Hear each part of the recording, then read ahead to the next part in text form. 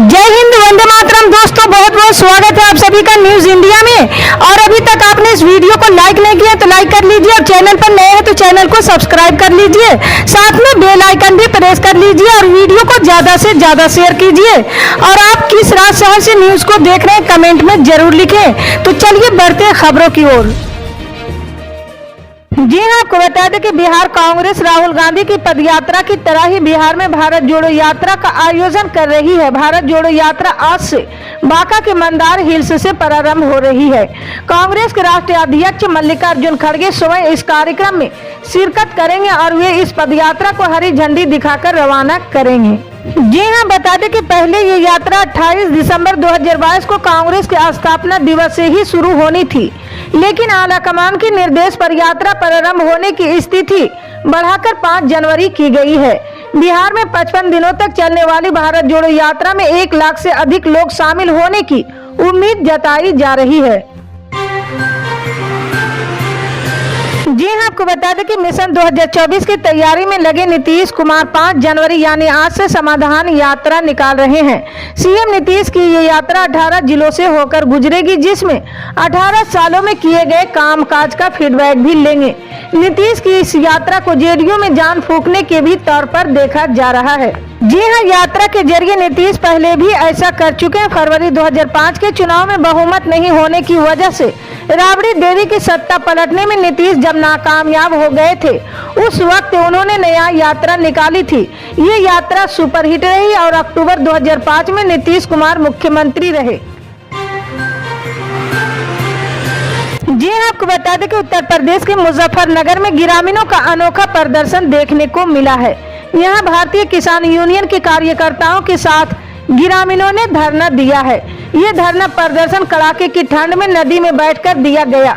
बता दें कि चरथावल थाना क्षेत्र के सिकंदरपुर गांव में स्थित हिंदन नदी पर पुल बनवाने और आवारा पशुओं से निजात दिलाने की मांग काफी समय से लोग कर रहे हैं। जी हाँ, बुधवार को भारतीय किसान यूनियन के कार्यकर्ताओं के साथ ग्रामीणों ने अपनी मांगों को लेकर भरी सर्दी में नदी में बैठकर प्रदर्शन किया है। नदी में धरने की सूचना पर तुरंत एसडीएम सदर परमानंद झा मौके पर पहुंचे और किसी तरह ग्रामीणों को पुल बनवाने का आश्वासन देकर धरना खत्म कराया है। जी हाँ, आपको बता दें कि उत्तराखंड के हल्द्वानी पर पूरे देश की नजर लगी। सब ये जानना चाहते कि क्या हजारों लोगों की दुआएं अदालत में भी कबूल हो पाएगी। क्या दुआ पढ़ते हुए जुड़े इन हाथों के आशियानों पर चलने वाला बुलडोजर रुक पाएगा। क्या रेलवे की जमीन पर अतिक्रमण की कीमत 50,000 लोग चुकाएंगे। जी हाँ, या फिर सरकारी चुप का नतीजा 4,400 परिवारों को अपना घर खोकर उठाना पड़ेगा। जी हाँ, 4,400 घर, 50,000 नागरिक, बहुसंख्यक मुस्लिम आबादी, 2 मंदिर, 20 मस्जिद, 3 सरकारी स्कूल, 11 मान्यता प्राप्त निजी स्कूल, 1 सरकारी स्वास्थ्य केंद्र। क्या इन सब कुछ पर 8 जनवरी को अतिक्रमण के ठप्पे के साथ अब बुलडोजर चल जाएगा। जी हाँ, आपको बता दें कि उत्तराखंड के जोशीमठ में जमीन धंसने के कारण 561 घरों में दरारें आ गई है। जिला आपदा प्रबंधन विभाग ने कहा कि घरों में दरारें आने के बाद अब तक कुल 66 परिवार जोशीमठ से पलायन कर चुके हैं। जी हाँ, जोशीमठ नगर पालिका अध्यक्ष शैलेंद्र पवार ने कहा कि अब सिंधार और मरवाड़ी में दरारें बढ़ने का सिलसिला शुरू हो गया। सिंधर जैन मोहल्ले के पास बद्रीनाथ एनएच और मरवाड़ी में वन विभाग की चेक पोस्ट के पास जेपी कंपनी के गेट में लगातार दरारें आ रही है। ये दरार हर घंटे बढ़ रही, जो चिंताजनक है। जी हाँ, आपको बता दें कि कांग्रेस के भारत जोड़ो यात्रा इन दिनों यूपी से गुजर रही। वहीं कांग्रेस नेता राहुल गांधी ने बागपत में एक जनसभा को संबोधित किए हैं।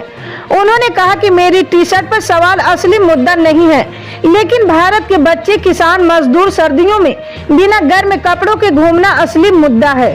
जी हाँ, राहुल गांधी ने कहा कि मैं यात्रा में टी शर्ट पहनकर चलता हूँ। यात्रा में मेरे साथ गरीब, किसान, मजदूरों के कई बच्चे फटे कपड़े पहनकर चलते हैं, लेकिन मीडिया ये नहीं पूछता कि सर्दी के मौसम में गरीब किसानों और मजदूरों के बच्चे बिना स्वेटर और जैकेट के क्यों चल रही है। उन्होंने कहा कि इसके बाद जब युवा सड़कों पर उतरे तो मोदी जी ने कहा कि अगर आपकी फोटो खींची गई तो आपको सरकारी नौकरी नहीं मिलेगी। युवाओं, किसानों और मजदूरों को डराना ही भाजपा की नीति है। जी हां, आपको बता दें कि चीन समेत कई देशों में कोरोना के नए वेरिएंट BF7 के मामले तेजी से बढ़ने के बाद भारत सरकार ने इन देशों से आने वाले यात्रियों को RT-PCR की नेगेटिव रिपोर्ट अनिवार्य कर दी थी। इसके अलावा और भी कई नियम लागू कर दिए थे। इस बीच एक राहत भरी खबर आई है कि अमेरिका से कोलकाता लौटे 4 लोग जो BF7 के वेरिएंट से संक्रमित पाए गए थे, उनकी रिपोर्ट नेगेटिव आई है। जी आपको बता दें कि मौसम विभाग ने शीतलहर को लेकर अलर्ट जारी करते हुए बताया कि अगले 5 दिनों तक फिलहाल ठंड से राहत नहीं मिलेगी। अगले 48 घंटे तक राज्य के अधिकतर जिलों में घने कोहरे छाए रहने की संभावना जताई गई है। आपदा विभाग ने भी लोगों से ठंड में सावधानी बरतने की अपील की है और कहा कि फिलहाल 15 जनवरी तक कड़ाके की ठंड से निजात नहीं मिलेगी। हालांकि मौसम विभाग के पूर्वानुमान के अनुसार आगामी 9 जनवरी के बाद से बिहार में ठंड में कमी का अनुभव होने लगेगा। जी हाँ, आपको बता दें कि दिल्ली NCR में रिकॉर्ड तोड़ ठंड पड़ रही है। गुरुवार यानी कि 5 जनवरी को सीजन के सबसे ठंडे दिन के तौर पर दर्ज किया गया है। राजधानी में तापमान 3 डिग्री सेल्सियस से नीचे पहुंच गया है। इससे पहले 2021 में तापमान में भारी गिरावट दर्ज की गई थी। उस दौरान न्यूनतम तापमान 1.1 डिग्री रिकॉर्ड किया गया था। उससे पहले साल 2020 में सफदरगंज में 2.4 डिग्री सबसे न्यूनतम तापमान दर्ज किया गया था। जी हाँ, मौसम विभाग के मुताबिक इस वीकेंड लोगों को ठंड से राहत नहीं मिलने वाली है। जी हाँ, आपको बता दें कि शिवसेना नेता संजय राउत भी राहुल गांधी का तारीफ करने वाले नेताओं में शुमार हो गए हैं।